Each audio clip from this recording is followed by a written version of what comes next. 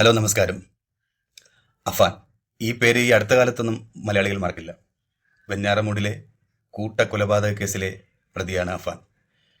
ഈ അഫാൻ ഈ 5 പേരെ കൊന്നതിന് ശേഷവും ആത്മഹത്യയ്ക്ക് വേണ്ടി ശ്രമിച്ചിരുന്നു, വിഷം കഴിച്ചിരുന്നു. അന്ന് പോലീസ് സ്റ്റേഷനിൽ അത് കീഴടങ്ങുമ്പോൾ ഈ കൊലപാതക വിവരങ്ങൾ പറയാൻ വേണ്ടി വരുമ്പോൾ വിഷം കഴിച്ചിരുന്നു എന്ന് പറയുന്നു. പിന്നെ ഹോസ്പിറ്റലിൽ അഡ്മിറ്റായി അവിടെ നിന്ന് രക്ഷപ്പെട്ടു വന്നു. അതിനുശേഷവും ജയിലിൽ 2 തവണ ആത്മഹത്യയ്ക്ക് ശ്രമിച്ചു. ഇതിപ്പോൾ രണ്ടാമത്തെ ആത്മഹത്യാ ശ്രമം അതീവ ഗുരുതരമായ അവസ്ഥയിൽ വെന്റിലേറ്ററിലാണ്. ആരോ പറഞ്ഞ കണക്ക് അവനവൻ ചെയ്ത പ്രവൃത്തിയുടെ ഫലങ്ങൾ ജീവിതകാലം വരെയും അവരെ വേട്ടയാടും. പക്ഷെ അഫാനെ ആ കൃത്യങ്ങൾക്ക് ശേഷം തൊട്ട് അത് വേട്ടയാടിക്കൊണ്ടിരിക്കുകയാണ്. കാരണം അവൻ കൊന്നത് സ്വന്തം പിതാവിൻ്റെ ഉമ്മയാണ്, പിതാവിൻ്റെ ജ്യേഷ്ഠനെയാണ്, ജ്യേഷ്ഠൻ്റെ ഭാര്യയാണ്, കാമുകിയാണ്, സ്വന്തം കൂടപ്പിറപ്പിനെയാണ്. 5 പേരെയാണ് കൊന്നത്. ആ ഉമ്മ അത്ഭുതകരമായി രക്ഷപ്പെട്ടു, അല്ലെങ്കിൽ ആ 6ാമത്തെ ഉമ്മയെ കൊന്ന മകനും കൂടെ ആയി തീരുമായിരുന്നു. അങ്ങനെ ഈ ഇത്രയും ക്രൂരകൃത്യം ചെയ്തവൻ ജീവിതത്തിൽ സമാധാനം കിട്ടുന്നില്ല. അതുകൊണ്ട് തന്നെയാണ് ഈ ചെറിയ കാല അളവിനുള്ളിൽ, ഈ സംഭവം നടന്ന ഈ ചെറിയ കാല അളവിനുള്ളിൽ 3ാമത്തെ ശ്രമമാണ്.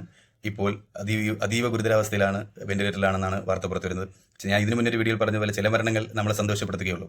ഇപ്പോൾ ഇവിടെ ഈ വെന്റിലേറ്ററിൽ നിന്ന് അഫാൻ മരണത്തിലേക്ക് പോയാലും കേരളക്കരയിലുള്ള ആർക്കും അതിൽ ദുഃഖം ഉണ്ടാവില്ല. കാരണം ഇവൻ ഇതിനു മുന്നേ അത് അർഹിച്ചിരുന്നതേ ഈ വാർത്ത കേൾക്കുന്നവർ പറയും. കാരണം അത്രമാത്രം ക്രൂരകൃത്യമാണ് ചെയ്തത്. ഇപ്പോൾ ഈ മകൻ വെന്റിലേറ്ററിലാണെന്ന് അറിഞ്ഞപ്പോൾ പോലും പിതാവ് പറഞ്ഞത് അവൻ ചെയ്ത പ്രവൃത്തിയുടെ കുറ്റങ്ങളുടെ ഭാരം, ശിക്ഷ അവൻ അനുഭവിക്കുക തന്നെ വേണം. അതുകൊണ്ട് ഈ വാർത്തയിൽ നിന്നും ഒരു അത്ഭുതപ്പെടാനില്ല. സ്വന്തം പിതാവ് പോലും അത്രമാത്രം തള്ളി പറയണം. കാരണം അദ്ദേഹത്തിൻ്റെ മാതാവിനെ കൊന്നവനാണ്, ഉമ്മയെ കൊന്നവനാണ്. അവൻ ചെയ്ത തെറ്റുകളുടെ, കുറ്റങ്ങളുടെ ഭാരം അവൻ ചുമന്ന് തന്നെ തീരും, അവസാനിക്കുള്ളൂ എന്നാണ് സ്വന്തം പിതാവ് പറയുന്നത്. അത്രമാത്രമാണ്, ആ രീതിയിലാണ് ഈ അഫാൻ നടത്തിയ വലിയ കാരണങ്ങളൊന്നുമില്ലാത്ത, നമ്മൾക്ക് ഓരോരുത്തരെ കൊല്ലുന്ന ചിലർക്ക് കാരണങ്ങളുണ്ട്. ഈ അഫാൻ്റെ ഈ പറഞ്ഞ 5 പേരെ കൊന്നതിലും അതിനുവേണ്ടിയുള്ള കാരണം പോലുമില്ല. അങ്ങനെയുള്ളവനാണ് ഇന്നിപ്പോൾ വെന്റിലേറ്ററിൽ. ആരോ പറഞ്ഞ കണക്ക് സന്തോഷം നൽകുന്ന ഒരു വാർത്ത കേൾക്കാനായിരിക്കും ആളുകളെല്ലാം ആഗ്രഹിക്കുന്നത്, അഫാൻ്റെ തുടർന്നുള്ള വാർത്തകളിൽ.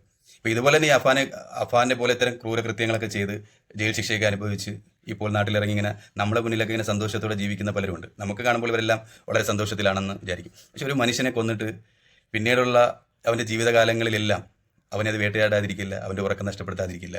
പക്ഷെ പുറമേ നമ്മൾ കാണുമ്പോൾ, അതിപ്പോൾ എല്ലാ കേസുകളും അങ്ങനെയല്ലോ, ഒരു ജീവിതത്തിൽ വളരെ സാമ്പത്തിക ബുദ്ധിമുട്ടൊക്കെ ജീവിക്കുന്നവരെയും നമ്മൾ പുറമേ കാണുമ്പോൾ അവരെ അറിയില്ല. അവർ പിന്നീട് എന്തെങ്കിലും കടബാധ്യത കാരണം ആത്മഹത്യ എന്ന് പറയുമ്പോഴാണ് ചിലപ്പോൾ തൊട്ടടുത്ത അയൽവാസികൾ അവർ വിചാരിക്കും അയാൾക്ക് ഇത്രയും കടമുണ്ടായിരുന്നു എന്ന് പറയുന്നത് പോലെയാണ് ഇത്തരം ഒരു സാധാരണ ഈ മനുഷ്യനെ കൊന്ന, അവൻ്റെ കൂടെയുള്ള ചുറ്റുപാടുമുള്ള ഒരു മനുഷ്യനെ കൊന്ന് എന്നിട്ട് ജയിൽ ശിക്ഷയൊക്കെ കഴിഞ്ഞ് വന്നിട്ട് ഇപ്പോൾ സമാധാനത്തോടെ ജീവിക്കുന്ന ആളുകളെല്ലാം ഏതൊരു മനുഷ്യൻ്റെ ജീവിതത്തിലേക്ക് നിങ്ങൾ എടുത്തു നോക്കിയാലും അവർ ചെയ്ത ആ കൃത്യത്തിൻ്റെ ഭാരം അവർ ഉറക്കത്തെ നഷ്ടപ്പെടുത്തുന്നുണ്ടാവും.